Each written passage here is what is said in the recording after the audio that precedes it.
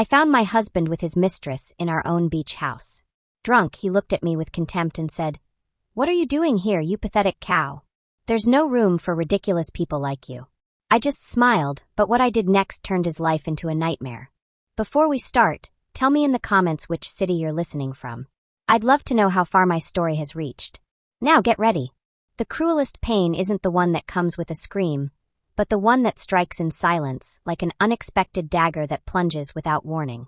That night, the life of Elara, a 42-year-old woman who had given her entire youth to the wrong man, changed forever. What was meant to be an escape to the calm of the sea ended up being the scene of the most heartbreaking humiliation of her existence. Elara had driven for more than 3 hours from the city. The journey was done in complete silence, her gaze fixed on the road, searching for some comfort on the horizon. Her heart was tired of so many meaningless arguments with Julian, her husband. She decided to go to the beach house because she felt she needed to breathe, to get away, to reconnect with herself. The sea breeze had always been her refuge, and that house, which they had once dreamed of as a symbol of love and prosperity, still held the memories of a family that never quite became happy. The clock was almost midnight when she parked the car in front of the house. She didn't expect to find anything strange. In fact, the tranquility of that place always greeted her with the warmth of the familiar. But something unsettled her. From outside, lights, loud music, and laughter filtered through. She stopped with the key in her hand, paralyzed. Her instinct screamed at her not to go in. She took a breath, pressed her lips together, and pushed the door open. What she saw shattered everything that was left of her world. There was Julian, her husband, stumbling, half-naked in the midst of the mess, embracing a young woman with long hair and a brazen laugh. On the coffee table were empty bottles, scattered clothes, broken glasses, and the unmistakable smell of debauchery. Elara's silence mixed with the provocative laughter of the mistress. Julian, his gaze glazed over with alcohol, turned to her with contempt, as if she were the intruder. He got up with difficulty, and with a venomous tone, he let out the words that would mark the beginning of the storm. "What are you doing here, you pathetic cow? There's no room for ridiculous people like you." The young mistress burst into laughter, as if those phrases were a circus act. Elara, far from crying or screaming, maintained her composure. Her face reflected an unsettling calm that disconcerted them both. She smiled, but it wasn't just any smile. It was the silent grimace of someone who had just woken up from a long dream of deception. That smile didn't ask for an explanation or show surprise. It was the promise of something much darker and more calculated. Julian, confused, stumbled toward her. "Didn't you hear? Go away. This house isn't yours anymore." "It never was," he said with a harsh laugh that mixed with the echo of the music. The young mistress hugged him from behind and whispered mockingly, "Leave her alone, she's not worth it. She shouldn't even bother showing up here." Elara stared at that girl. It wasn't just rage she felt, there was something deeper, a mix of disappointment and a strange premonition. Something about that look felt familiar, though at that moment she couldn't place it. The air filled with tension. The sea roared in the distance, and inside the house the air seemed poisoned. Elara didn't respond, didn't insult, didn't cry, didn't defend herself. She walked slowly through the living room, observing every detail. The thrown cushions, the bottles, the women's shoes that weren't hers, the underwear on the floor.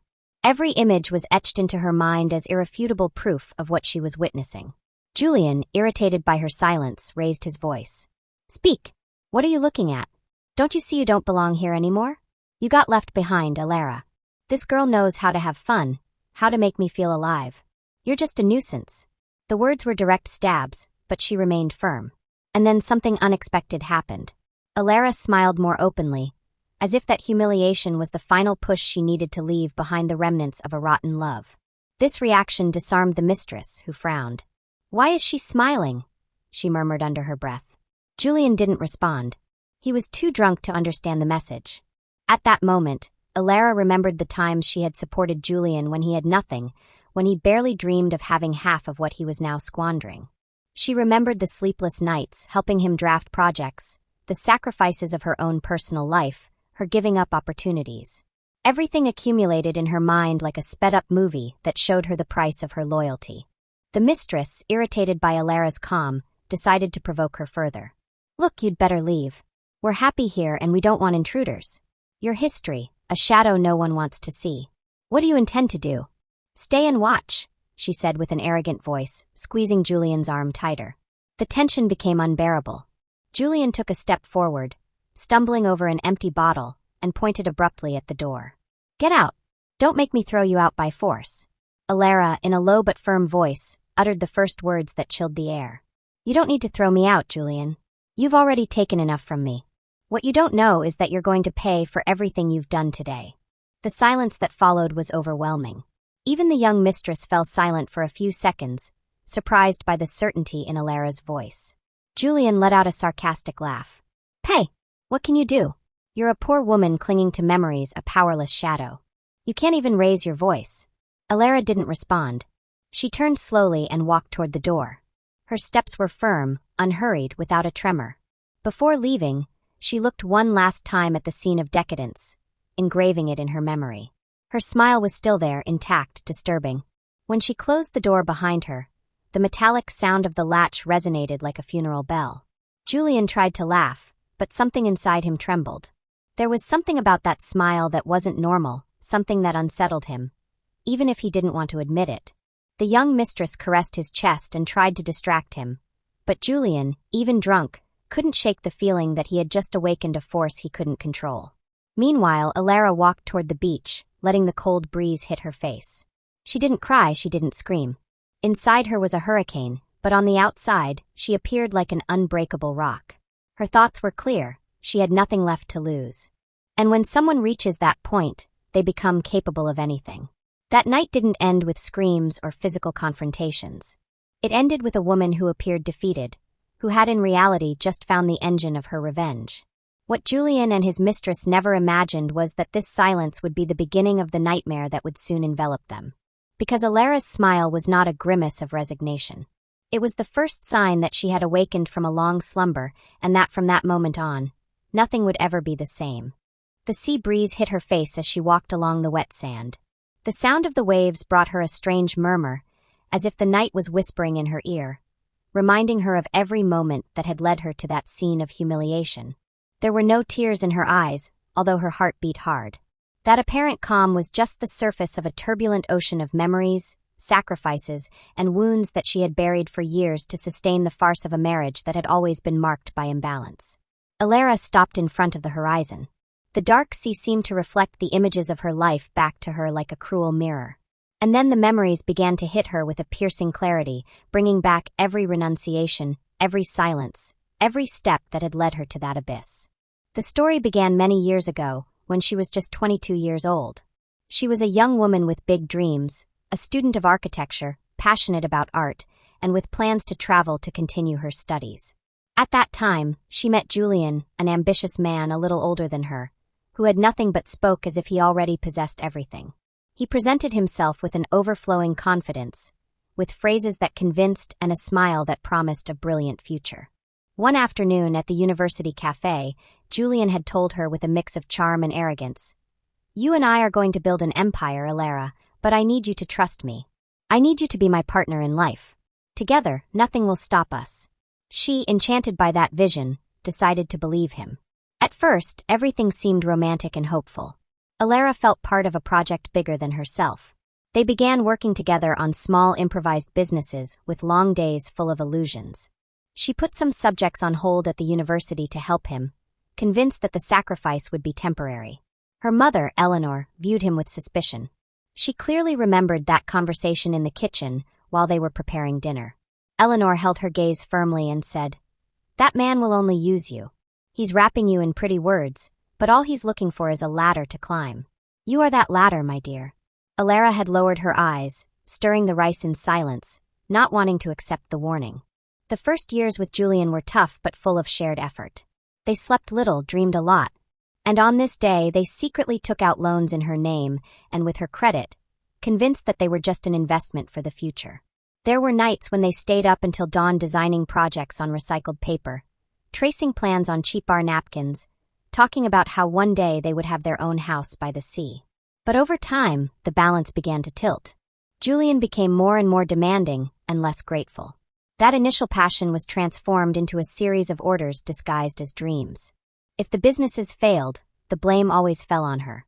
"You weren't organized enough, Elara," he would often tell her coldly while she looked at him, trying to convince herself that it was just a phase. The wounds multiplied in silence. There was one occasion at a meeting with potential investors when Julian interrupted her in front of everyone with a venomous smile. She was explaining an idea, and he cut her off, saying, "What Elara means to say, although she doesn't know how to express it well, is that my proposal is more solid." That phrase was etched in her memory. She had felt her voice being nullified, her presence reduced to a simple companion. Still, she forgave him. She justified him in her mind, thinking that stress and ambition made him that way. That deep down he was still the man who had once made her dream of a future together. Over the years, Julian began to prosper, and with his success came the first signs of contempt. He was no longer the dreamy young man who looked at her with tenderness, but a cold man who treated her like an employee of his life. Romantic dinners turned into uncomfortable silences, and gestures of affection into constant reproaches. Elara remembered that night when he came home late with the smell of alcohol soaked into his clothes. She was waiting for him with dinner served, and when she saw him come in, she asked gently, "Is everything all right? I was waiting for you." Julian barely looked at her and murmured, "You're always waiting. You should do something useful instead of watching me like I'm your shadow." Those words pierced her chest, but she saved her tears for when he was asleep. The years of sacrifices were not only material, they were also emotional. Elara had left behind valuable friendships because Julian didn't like them. Those friends of yours don't understand what it is to succeed. They poison your mind with their frustrations, he would say in a harsh voice. Little by little, she distanced herself from those who had been with her since adolescence, remaining alone in a world that revolved only around him. In her memories was also that conversation with her friend Claire, the last one who dared to tell her what she thought. "Elara, you're disappearing. You're not the same. That man is consuming you," she said with tears in her eyes. Elara hugged her, thanked her for her words, but never called her again. Julian had planted the idea in her that Claire was envious of her. The sacrifices continued in silence. When they finally managed to buy the beach house, Elara believed it was the result of so many years of shared struggle. She painted the walls with her own hands, chose every detail, and got excited about the idea that this would be their refuge, the place where they could finally enjoy the calm. She never imagined that years later it would be the scene of the cruelest betrayal. In Elara's memory, the first time Julian called her useless also appeared. It was in the middle of an argument over some accounts that didn't add up. She was trying to explain that she had done what he had asked, but he hit the table and shouted, "You're useless. You do everything wrong. If it weren't for me, you'd still be lost in your drawings and your frustrated architect nonsense." That phrase destroyed her inside, but still she stayed by his side. The biggest sacrifice, perhaps, was giving up motherhood. Elara dreamed of being a mother, but Julian postponed that desire again and again. "Now is not the time. We have to establish ourselves," he would say until the years passed and the opportunity faded. She accepted it with resignation, although on every birthday, she blew out a candle, silently wishing for that miracle that never came. As she walked along the sand, she remembered all those renunciations. Her smile was no longer that of the woman in love who clung to promises, but of someone who finally understood the price of her loyalty. The echo of her mother's words resonated more strongly than ever. "That man will only use you." And she was right. Julian had not only betrayed her with another woman. He had betrayed every sacrifice, every effort, every tear she had shed in silence. He wasn't just an unfaithful husband. He was a parasite who fed on her love, her money, her time, and her dreams. Hours later, when she returned to the car, she received an unexpected call. It was her mother. Eleanor's voice sounded worried. "Elara, where are you?" "I have a bad feeling," she asked with anxiety. Elara breathed deeply and replied calmly, "I'm fine, Mom. I just needed some air." She couldn't confess what she had seen. Not that night. She didn't want to burden her with her pain, but inside, she had already made a decision. Everything she had endured for years, all the warnings she had ignored, all the love wasted on a man who never valued her, was now transforming into something new, determination. As she started the car and drove away from the beach house, a thought repeated in her mind like a mantra. Julian would never again have control of her life. And although he didn't know it, the empire he had built on Elara's sacrifices was about to crumble. That night, in the silence of the road, Elara understood that the true awakening doesn't happen in the midst of applause or shared successes. It happens the moment a woman, tired of being used, decides for the first time to think of herself. And that moment had arrived for her. Elara drove down the highway toward the city, as the distant lights of dawn stained the horizon orange. The road was almost deserted. Only the roar of the engine and the pounding of her thoughts accompanied her. Every mile she left behind was like tearing off another layer of the blindfold that had kept her blind for years. She no longer thought about what she had seen at the beach house with rage or surprise, but with the clarity of someone who realizes that everything had fit together much earlier. It was as if every memory had been stored in a drawer, and suddenly they had all opened at the same time. That same morning, upon arriving in the city, she went straight to her house. She didn't sleep. She sat at the dining room table with her hands resting on the tablecloth, staring into space. In her mind, the question repeated relentlessly. What else had happened behind her back that she never wanted to see? The first person to give her a clue was someone who had been close for years and to whom she had almost never paid attention. Edward, the gardener at the beach house. 2 days after that night of betrayal, Elara returned to the house, pretending she just wanted to pick up some belongings. Edward greeted her with the same courtesy as always, although his eyes had a strange glint, as if he held a secret he had been wanting to tell for too long. "Mrs. Elara," he said in a low voice as he helped her load some boxes into the car. "Can I tell you something without you taking it the wrong way?" She looked at him with curiosity. "Tell me, Edward." The man lowered his gaze and took a deep breath. "I know it's not my business, but what happened the other day wasn't the first time. Your husband has been bringing women to this house for years. Different ones, young, all with loud laughs and defiant looks. The neighbors comment on it, and I kept quiet because I thought you already knew." Elara's heart sank. She bit her lips, trying not to show weakness. "For years, you say?" "Yes, ma'am. I don't mean to be disrespectful, but he was never careful. Sometimes he'd arrive with 2 friends at once. They'd laugh at me when I passed by watering the plants as if I were invisible." Edward paused and looked at her with regret. "And the worst part is that your sister-in-law came more than once with him." Elara's face paled. "My sister-in-law?" Edward nodded with a serious gesture. "Marta.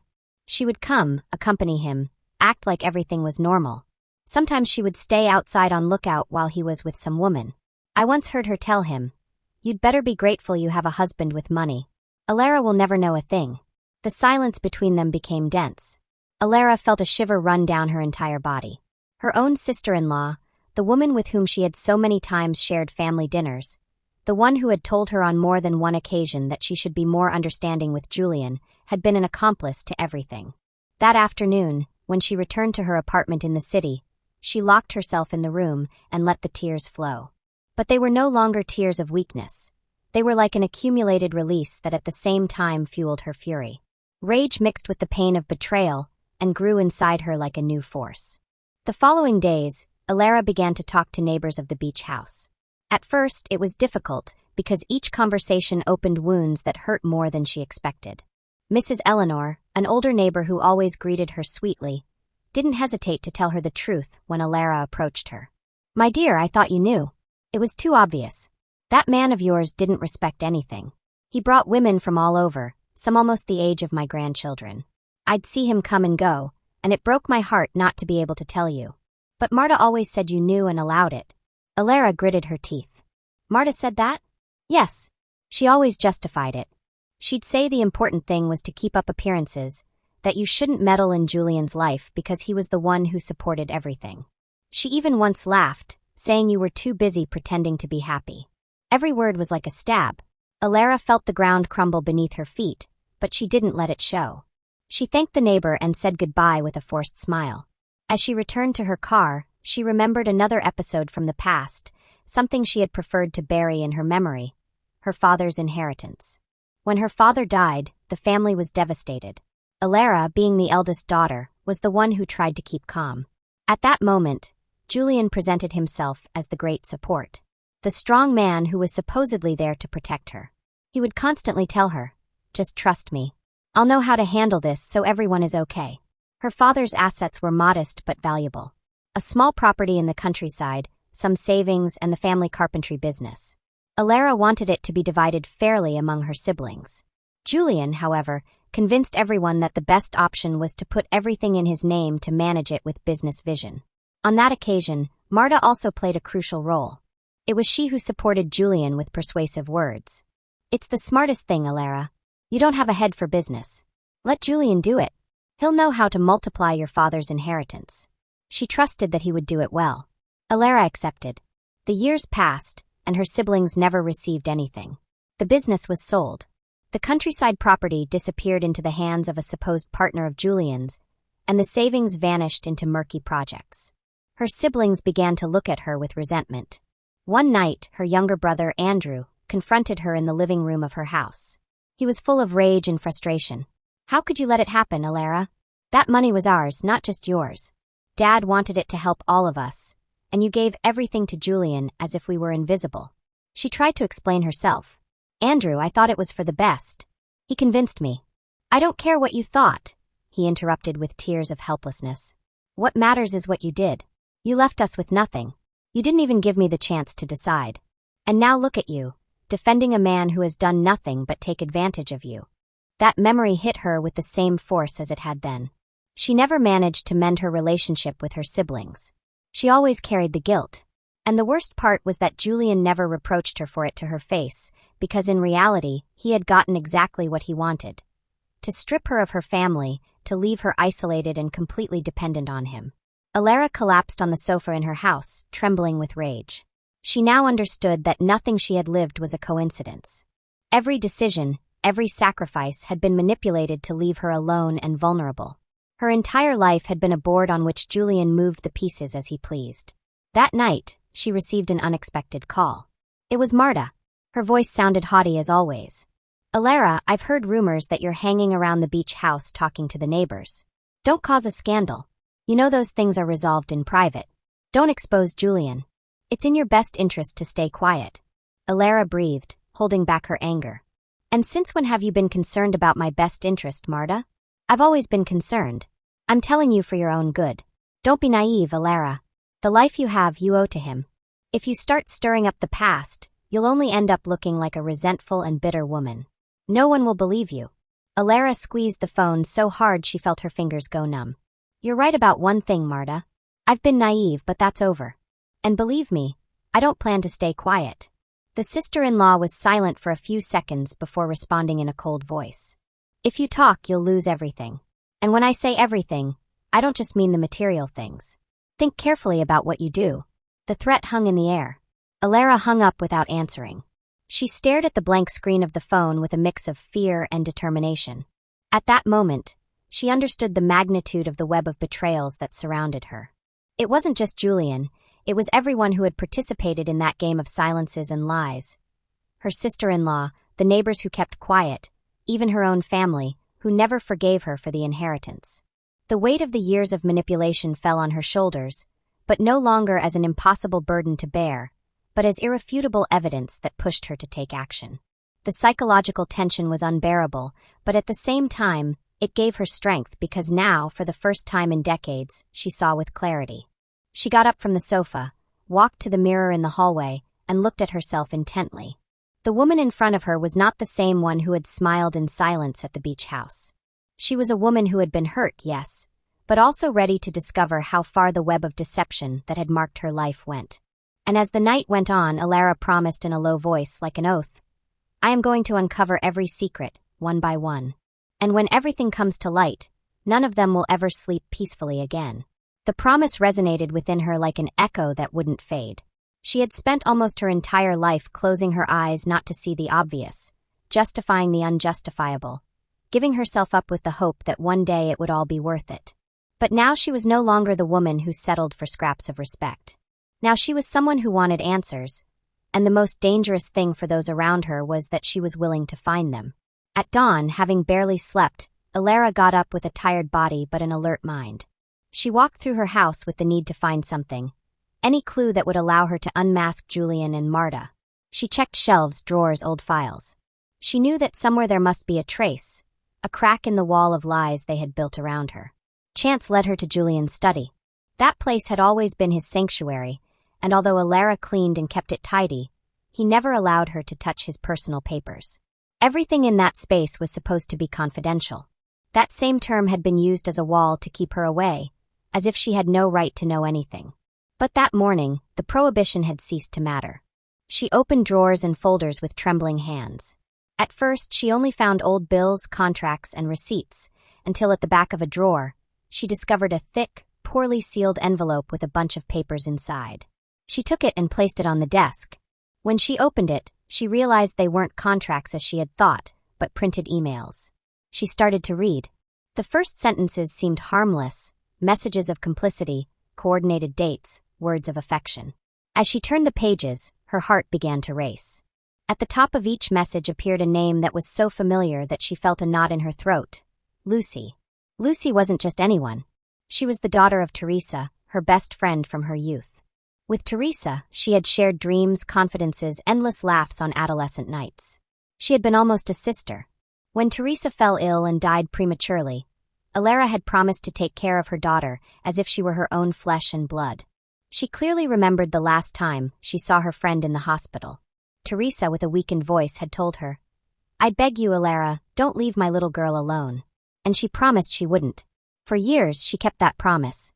She helped Lucy with her studies, supported her with scholarships, gave her life advice, invited her to her house so she wouldn't feel so orphaned. She had even spoken of her as if she were part of the family. And now, on those ink-stained pages, she read phrases written by that same girl, but filled with betrayal and desire for Julian. "I can't wait to see you again at the beach house. You make me feel alive in a way no one else does," one of the emails said. "She will never know a thing. Trust me. Soon we will be free, and that house will be only ours," said another. Elara felt the air escape from her chest. She put her hands to her mouth to hold back a scream. The young woman she had protected, the one she had considered almost a daughter, had become an accomplice to the cruelest betrayal. The final pages of the envelope revealed something even worse. Among the emails was a document with details about the sale of the beach house. Lucy and Julian planned to sell it at a price lower than its real value and then disappear together with the money. Elara's name seemed to be mentioned contemptuously. "Don't worry about her. She's too blind to realize what's happening.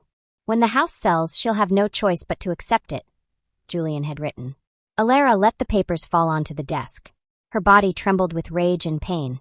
They had not only broken her marriage, they wanted to snatch away the little she had left, the place where she had invested years of work and hope. Hours later, still in shock, she called Claire, the friend with whom she had cut ties a long time ago due to Julian's influence. She hesitated before dialing the number, but she needed to talk to someone who wasn't contaminated by that web of lies. When Claire answered, her voice sounded surprised. "Elara, is that you? It's been ages." She swallowed. "Yes, it's me. I'm sorry to call you so suddenly, but I need to talk to you. It's important." They met at a discreet cafe, away from curious glances. Elara arrived with red eyes, carrying the envelope with the papers under her arm. Claire received her with a sincere hug, as if time hadn't passed. "So, tell me what's going on?" Claire asked, concerned. Elara took a deep breath and began to speak. She told her everything. The scene at the beach house, Julian's betrayal, Marta's words, the gardener's confessions, and finally, the revelation of the emails with Lucy. Claire listened in silence, her brow furrowed and her eyes full of indignation. "Oh my God, Elara," she said when she finished. "That girl Lucy. But you always talked about her as if she were your daughter. This is a complete stab in the back." Elara nodded, tears in her eyes. "I promised her mother I'd take care of her, and now she's sleeping with my husband and planning to steal from me. How can someone betray a person who gave them everything like that?" Claire squeezed her hand. "What they've done is unforgivable, but listen, you can't stay still. They're counting on your silence, on your weakness. If you talk, if you show what you have, their game is over." Elara looked down. "I'm scared, Claire. Marta already warned me that if I expose everything, I'll lose more than I can imagine." Claire looked at her intently. "You've already lost everything, my friend. The only thing you have left now is to regain your dignity." Claire's words pierced her like an indisputable truth. That same night, at her house, Elara opened the emails again. She read them over and over until every word was etched into her memory.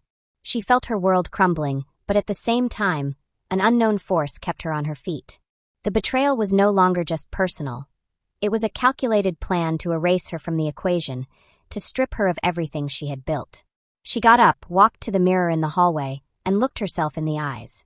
She no longer saw the humiliated woman from the beach house, nor the victim of past sacrifices.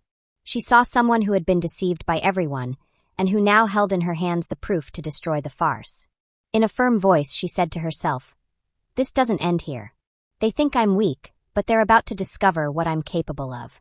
And with that thought, she prepared for what would be the beginning of a silent war, where every move would count. Because Elara had discovered more than a deception. She had discovered that her entire life had been a lie. And now, with the truth in her hands, she was willing to destroy them at their own game. The nights became long, endless, burdened with an insomnia that offered no respite. Elara paced back and forth in the hallway of her house, her feet bare and her gaze lost. The silence was interrupted only by the ticking of the clock and the accelerated beat of her heart. She tried to sleep, but as soon as she closed her eyes, the images of Julian with Lucy at the beach house, Marta's cruel words, the printed emails, the mockery of all those who had conspired against her, returned to her mind. She cried, yes, but no longer in the way she had in the past, hiding her tears as if they were a crime. Now she let them run until her face was swollen and her throat was dry. They were tears of grief, of farewell to an entire life wasted. When she looked in the mirror at dawn, she saw swollen eyes and disheveled hair, but behind that tired appearance, a new strength emerged. One morning, as the sun began to dimly light the room, she stood in front of the hallway mirror. She looked at herself carefully, almost as if she were facing a stranger. Her reflection challenged her with a coldness she had never seen in herself before. Then she said in a low voice, in a tone that didn't sound like her own, "I'm not going to beg you. I'm going to erase you from your own world." Those words weren't a simple thought, they were a pact. And from there, her mind began to transform. Fear was turning into strategy, pain into determination, humiliation into a silent weapon. The first thing she did was contact Edward, the gardener, again. She met him one morning at a discreet cafe on the outskirts, a place where she knew no one would recognize them. He arrived with his hat in hand, nervous but willing to talk. "Mrs. Elara, are you sure you want to stir all this up?" he asked in a low voice, looking all around. "There's no turning back, Edward," she replied firmly. "I need proof, not rumors. You said you saw Julian with women at the beach house. I want you to show me."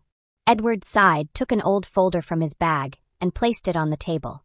Inside were photos taken discreetly, dates noted, small records of comings and goings. There were images of Julian with different women, entering and leaving in broad daylight, as if they had nothing to hide. And among those photos, Lucy also appeared, smiling, brazen, entering the house that was once Elara's refuge, hand in hand with Julian. "I saved them because I knew I'd need them one day. I didn't want trouble, but I also couldn't stay silent seeing so much shamelessness." Elara looked at each photo with attention. Her hands trembled, but not from fear, but from contained rage. "Thank you, Edward. You don't know what this means to me. What I want you to know is that you're not alone. If you need me to testify, I will, even if it costs me." That man never had any respect for anything or anyone. She looked at him with gratitude and placed her hand on his. "I don't want a scandal, Edward. What I want is justice, and not from the courts, but from life. Trust me. I'll know how to use this." With that evidence in her possession, she felt she had the first solid brick to tear down Julian's facade, but there was still more. She knew that behind his success were shady businesses, something murky that he had always hidden under complicated contracts and technical terms. She needed someone who could understand that world and expose it. That's when she remembered Lara, an investigative journalist she had met years ago at a conference. They weren't close friends, but they respected each other.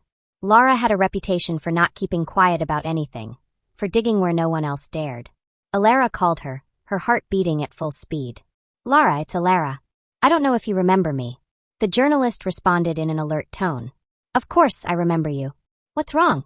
Your voice sounds different. I need your help.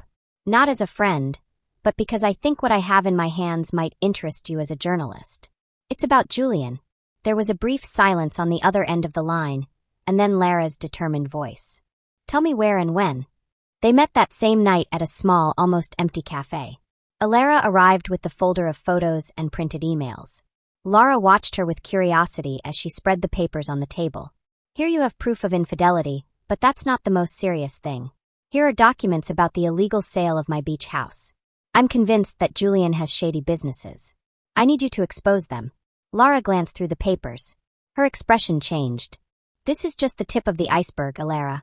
If what you're saying is true, we're not just talking about an unfaithful man, but a possible millionaire fraud. I want it all to come out," Elara said with a calm that contrasted with the tension of the moment. "But I don't want to do it all at once. I want him to fall little by little, to lose the ground under his feet until he has nothing left. Lara looked at her with interest. Not everyone has the patience for something like that. Are you sure you want him to sink slowly? He destroyed me slowly for years. I will return every second of that torment. The journalist smiled with a glint of admiration. I like the way you think. Let me investigate. I promise I won't take long to find what you're looking for. That night, Elara returned home feeling that she had ignited a dangerous but necessary spark. She was weaving a silent network of allies, each with a specific role in her plan. It wasn't about screaming or making accusations. It was about exposing them little by little until they completely fell apart. In the following days, insomnia became her ally. While everyone slept, she planned. She spent hours reviewing old bank accounts, bills, forgotten documents. She discovered strange movements, transfers to unknown names. Every finding confirmed her purpose more. Julian was not just an unfaithful husband. He was a corrupt man who had built his life on betrayal and lies. The pain was still there, of course. There were nights when she fell to her knees on the bedroom floor, crying in silence, remembering the broken promises, the illusions that would never return. She remembered the times she dreamed of starting a family, the shared projects, the laughs that now seemed foreign. The love she had once felt for Julian was transforming into a poison that burned her inside, but also strengthened her. On one of those nights, in front of the mirror, she spoke to herself again. I'm no longer the woman who waited for you awake. I'm not the one who kept quiet when you called me useless. I'm the one who is going to show the world who you really are. Elara's awakening was not a single instant, but a painful process, made of tears and decisions. Each memory of the past was a brick that fell from the wall that held her captive, and little by little, instead of a victim, she began to see herself as a strategist. She was not going to destroy him with screams or dramatic scenes. She would destroy him with his own truth, with the evidence he himself had left scattered, confident that she would never find it. Her silence, the same one he had interpreted as weakness, would become the deadliest trap. Meanwhile, Julian continued with his life of excesses, convinced that he was in control. He had no idea that in the shadows, the woman he had scorned was preparing the most painful fall of all, the fall of his mask. The plan was in motion, and what Elara had sworn in solitude was becoming an inevitable reality. The days leading up to the confrontation were a test of her endurance. Anxiety mixed with a strange calm, as if she had accepted that the pain she carried would soon transform into a lethal weapon. She had gone over the documents, the photos, the emails, the evidence she had in her possession, again and again. She spoke with Lara, the journalist, who confirmed that Julian's businesses had too many shadows to go unnoticed for much longer. And although the article wasn't ready yet, the evidence Elara held was enough to expose her husband in front of his own. The perfect opportunity came disguised as an invitation. A call from Marta, her sister-in-law, put her on notice. Elara, this weekend there will be a dinner at Mom's house. Julian wants everyone to be present. He wants to clarify some rumors and show that everything is in order. And of course, he expects you to attend. The tone Marta spoke in was venomous, full of sarcasm. Elara knew that behind that invitation was a trap, an attempt to make her look like a resentful woman in front of the entire family. But far from intimidating her, that news ignited the definitive spark in her.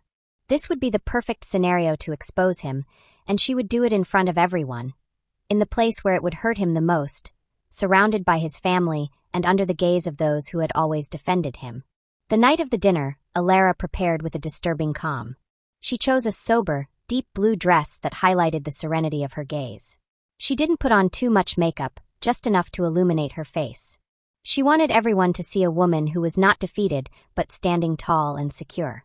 She walked toward her mother-in-law's house with firm steps, aware that every meter she advanced brought her closer to a silent battlefield. Upon arriving, the tension was immediately palpable. Her brothers-in-law were there, whispering among themselves. The mother-in-law, seated at the head of the table, watched her with a coldness she always had. Marta greeted her with a feigned kiss and a smile full of poison. And at the other end, Julian, impeccably dressed, tried to maintain a facade of control, although his eyes showed a glimmer of unease as he saw her enter with such calm. Lucy was also there. Her mere presence made Elara's stomach churn. She was wearing a red dress, too flashy for a family dinner, and she behaved as if she had a right to be in that place.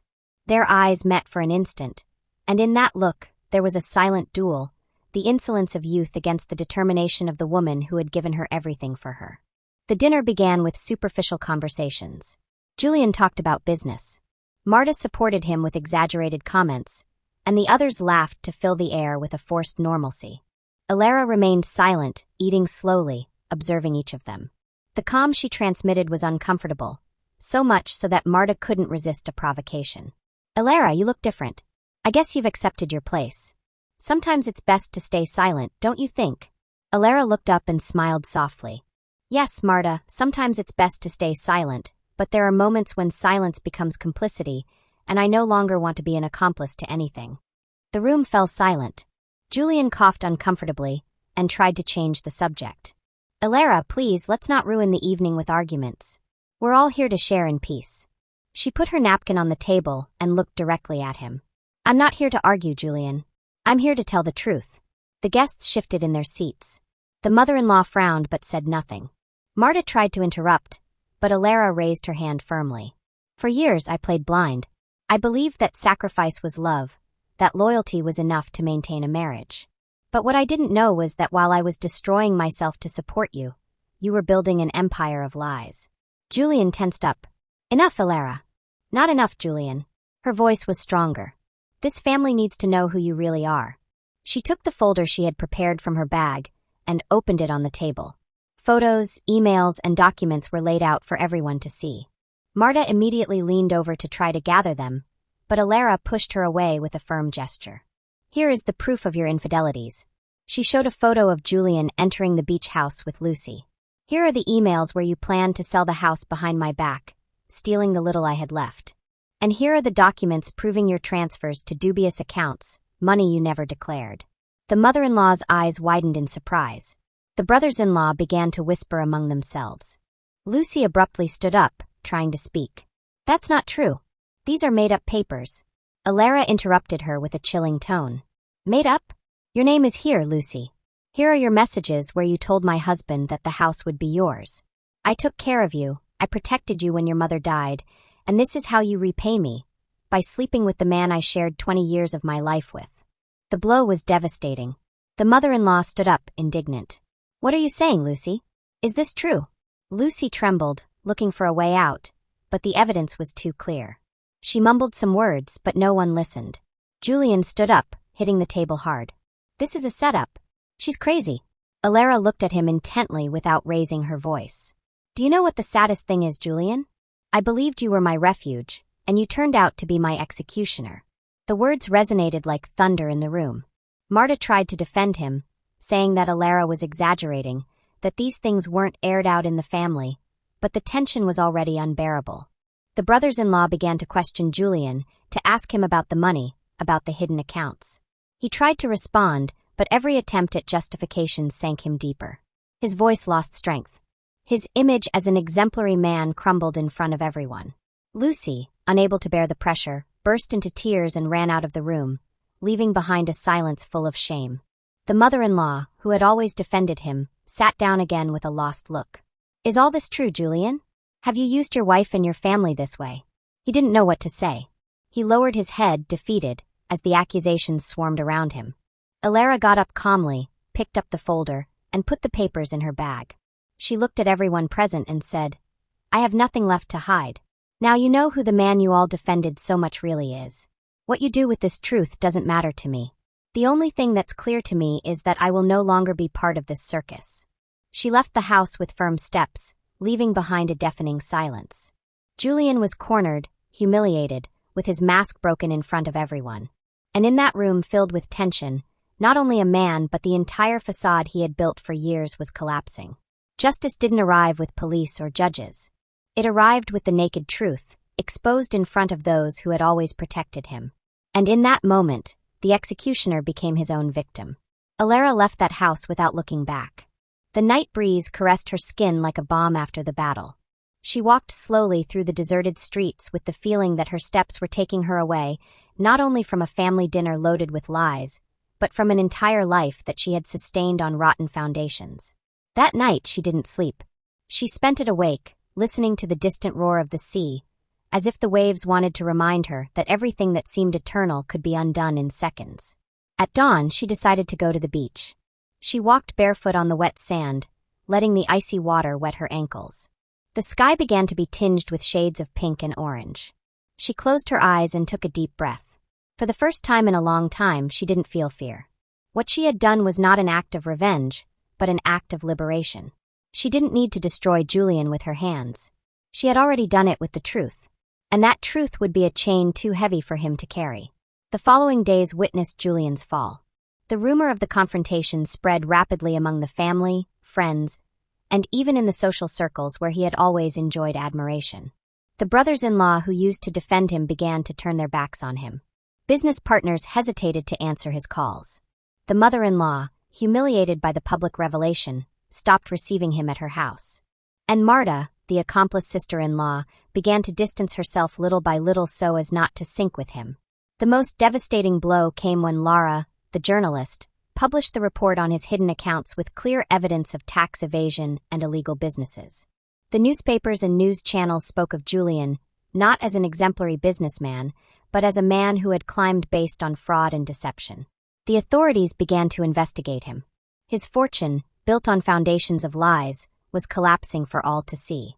Lucy also did not come out unscathed. The young woman, once proud and arrogant, was repudiated by the society that had applauded her for her beauty and her apparent charisma. Her friends abandoned her, Elara's family despised her, and in her own blood ran the mark of betrayal toward the woman who had once protected her like a daughter. In whispers, people pointed at her on the street, and soon she had no choice but to leave the country, seeking an opportunity to reinvent herself in another land. But no one could ever escape from a conscience that carried the stain of having destroyed someone who had extended a hand. Meanwhile, Elara focused on starting over. She sold the house she shared with Julian. With the money that was legally hers, she bought a small apartment in the city. It wasn't luxurious, but it was her own. She decorated the walls with colors she had never used before, intense greens and warm yellows that reflected the vitality she was regaining. In every corner, she placed flowers, paintings, and objects that made her feel that she was finally living in a space that spoke of her, not of what others wanted her to be. She enrolled in a painting class, something she had dreamed of since she was young, but had always postponed because Julian told her it was a waste of time. Holding a brush in her hands for the first time, she felt she was touching a sleeping part of her soul. The hours in the workshop flew by, full of colors, textures, and emotions that were slowly healing her wounds. There she met new people with no connection to her past. They didn't ask about Julian. They didn't know her story. They only saw in her a woman passionate about art with a sensitivity that made her special. One of them, an older man named Ethan, said to her one day while they contemplated a canvas, "Painting is learning to see again. It's rediscovering what you thought was lost." Elara smiled because those words were also the definition of her life at that moment. Every morning, she woke up with a renewed sense of purpose. She no longer depended on anyone's whims. She no longer had to endure humiliation. She went for walks in the park near her new home, greeted her neighbors, and in those small interactions, she found a peace that had once seemed impossible. One afternoon, as she left her painting class, a young neighbor greeted her with a wide smile. Elara returned the gesture, and at that moment, she realized that she had recovered something she thought was lost: the ability to connect with others without fear, without hidden burdens.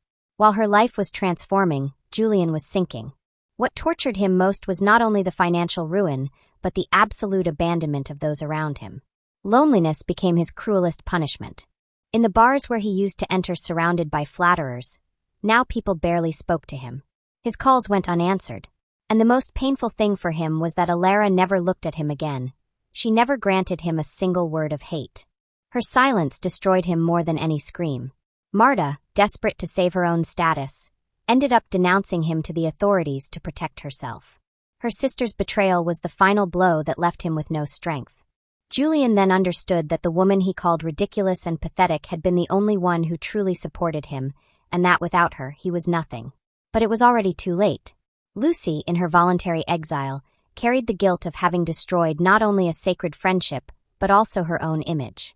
In the messages she occasionally sent to old acquaintances, she said she felt trapped, aimless. No one responded. The mark of her betrayal would accompany her forever. Elara, on the other hand, found meaning in every small gesture of her new life. She painted, she laughed, she cried without fear, and she learned to savor the freedom she had so longed for. One morning, while contemplating the sunrise from her apartment balcony, she felt that the sky was speaking to her with clarity. Sometimes losing everything is the only way to find yourself. The reflection became her mantra. Life always offers a new dawn, but to reach it, you have to have the courage to close the door on those who tried to turn off the light. And she had done it not with bloody revenge or with blind resentment, but with the dignity of someone who chooses to rebuild herself from the ashes. The final memory of this story is etched on the beach. Elara, standing in front of the sea, with the wind disheveling her hair and her gaze fixed on the horizon. She was not there as a defeated woman, but as someone who had turned pain into the seed of her freedom. The waves crashed against the shore as if applauding her rebirth, and inside her, there was finally peace. The invisible camera that seemed to follow her life slowly moved away, showing Elara as a firm silhouette against the immensity of the sea. A woman who rose after being destroyed, who discovered that true justice doesn't always come in courts, but in the ability to reclaim one's own voice. And with that voice, Elara had written the most important chapter of her existence, that of her freedom. What did you think of this story? There are many people who, like Elara, are fighting silent battles every day. Our hope is that her voice has also resonated within you. If this story touched your heart, share it. Make more people feel accompanied. Be part of the change. Tell us in the comments what you would have done in her place, and which city you're watching us from. Reading you makes us feel closer to you. And if you haven't already, subscribe, and hit the little bell. Every gesture of yours is a sign that these stories must continue to be told. Don't go yet. Our next moving story is already appearing on your screen. Click on any of them and continue exploring this universe of real, moving, and necessary stories. Thank you for being here. Thank you for feeling with us. We send you a huge hug wherever you are. See you in the next one.